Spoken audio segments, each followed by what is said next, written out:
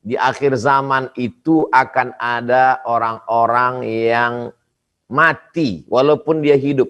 Mathalul ladzi yadhkurullah wal ladzi la yadhkurullah. Perumpamaan orang yang menyebut mengingat Allah dengan orang yang tidak mengingat Allah, kamathalil hayyi wal mayyit, seperti orang hidup dan orang mati.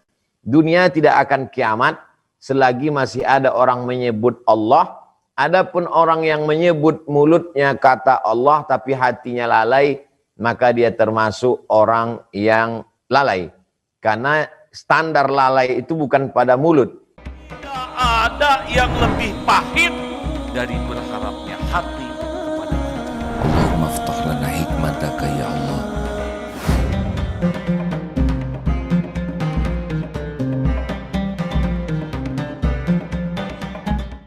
Apalagi ciri-ciri akhir zaman yang kita waspadai dan cara mengatasinya, Ustaz? Lanjut.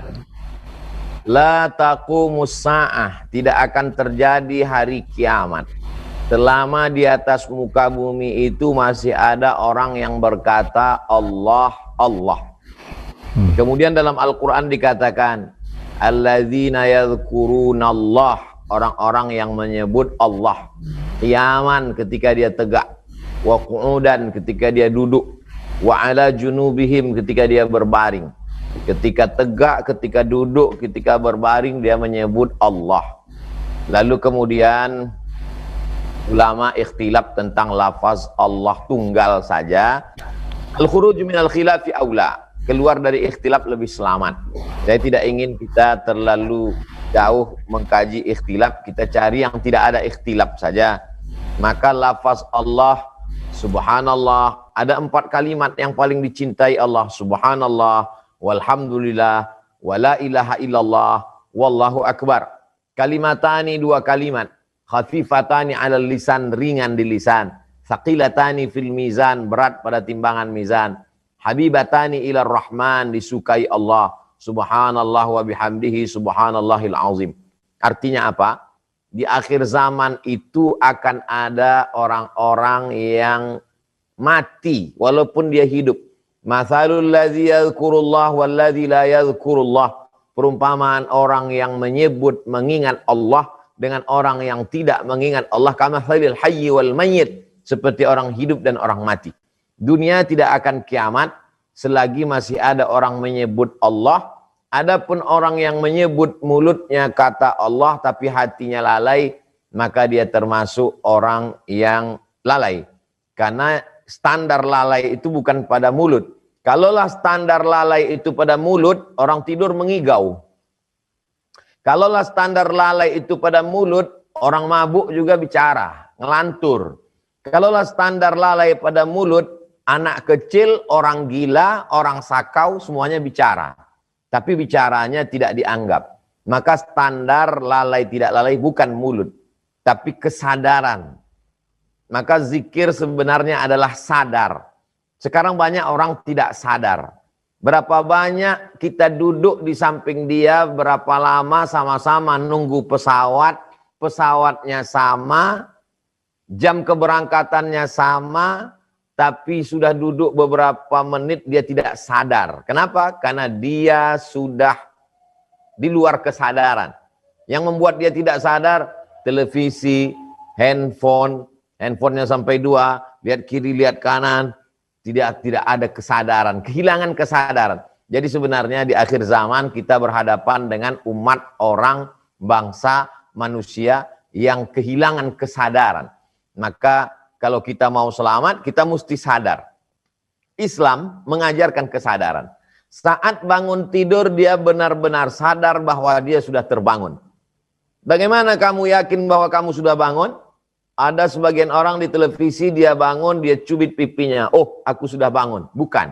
Dalam Islam disadarkan dengan mengucapkan Alhamdulillahilladzi ahyana ba'dama amatana wa ilaihin nusyur.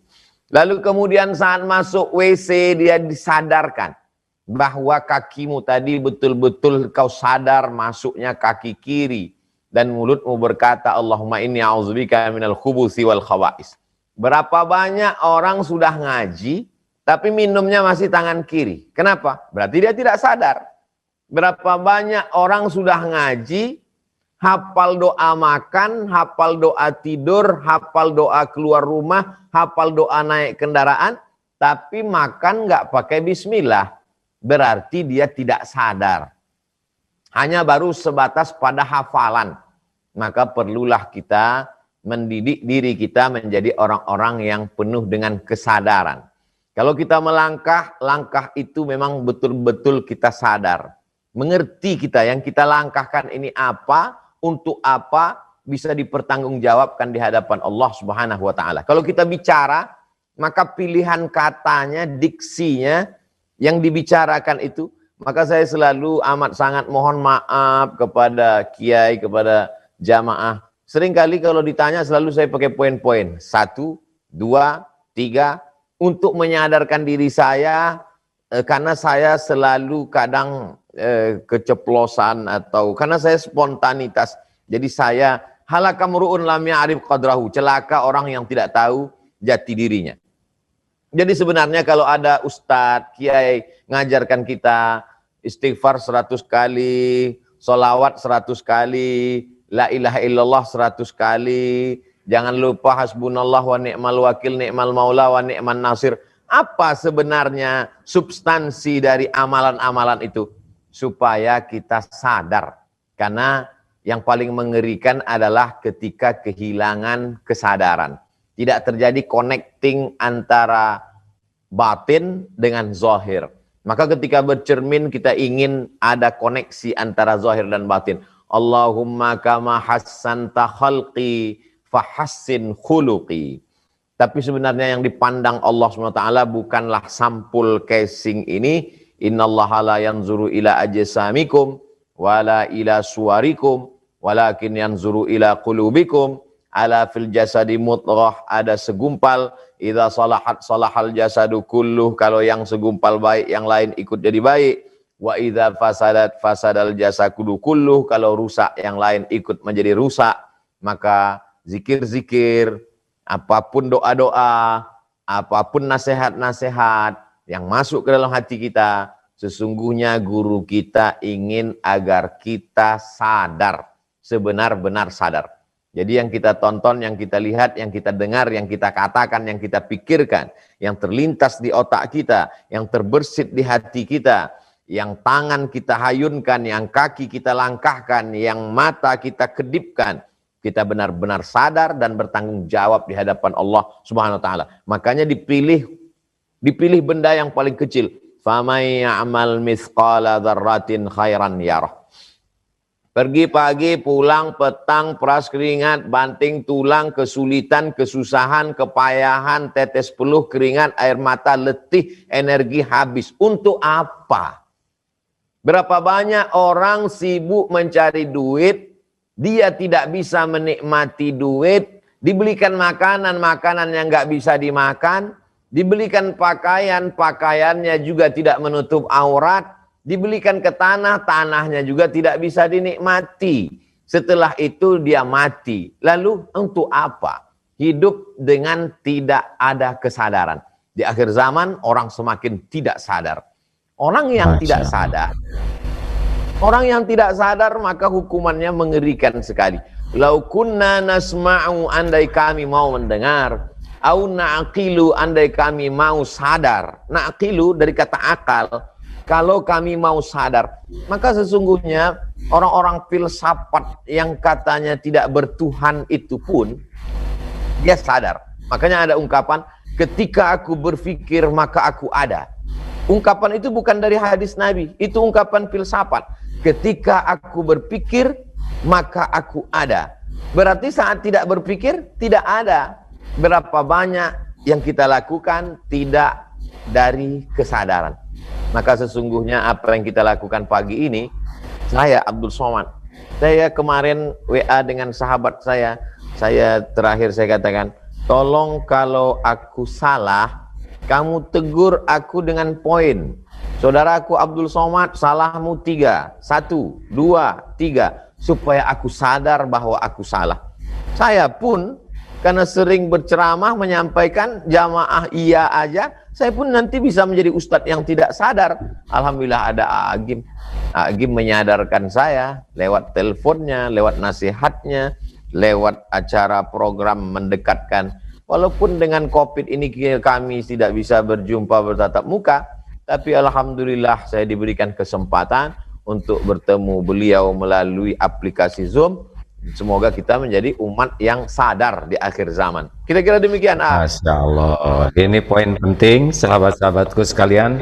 Sesudah yang penting lainnya adalah ternyata di akhir zaman itu banyak orang yang kurang sadar. Walaupun dia zikir, boleh jadi zikirnya tidak dengan kesadaran. Tapi ada selain itu, dari sadar ini, satu, kita harus sadar, misalkan sebagai anak, sadar sebagai anak, jangan ketemu orang tua gara-gara kuliahnya tinggi, ilmunya banyak, jadi tidak sadar posisi, ya, ke orang tua jadi ngelunjak, merasa lebih pintar. Ini pun bagian dari sadar. Betulkah Ustadz? Ya. Berapa banyak yang diberi jabatan, dia tidak sadar bahwa jabatan itu amanah, yang di akhirat itu pasti akan dipertanggungjawabkan. Jabatannya sih cuma beberapa tahun saja, tapi kezoliman yang dilakukan akan menghancurkan kuburnya, menghancurkan akhiratnya. Nah, karena dia tidak sadar. Ada juga yang jadi orang tua tidak sadar bahwa kelakuannya itu ditiru oleh anak-anaknya. Kalau kenapa anak saya begini, padahal anak berusaha menduplikasi perbuatan orang tua dan orang tua tidak sadar. Dan yang paling berbahaya adalah para ustadz, kiai, ustadzah yang tidak sadar bahwa dirinya itu diuji oleh Allah dengan ilmu agama, jadi sangat tidak cukup pandai bicara, karena jatuhnya seorang ustadz atau ustazah atau kiai itu kalau tidak cocok antara perkataan, perbuatan, dan hati, katanya begitu. Jadi luar biasa, kita harus sadar nih Ustadz, di akhirat ini kita adalah orang kedua yang dihisab, ya. Yang pertama mujahid, yang itu juga tidak semuanya selamat walaupun mati syahid. Yang kedua adalah orang yang belajar dan mengajarkan dan belajar Quran dan membacanya. Ternyata tidak semua yang tahu ilmu agama dan dakwah dan baca Quran bisa selamat.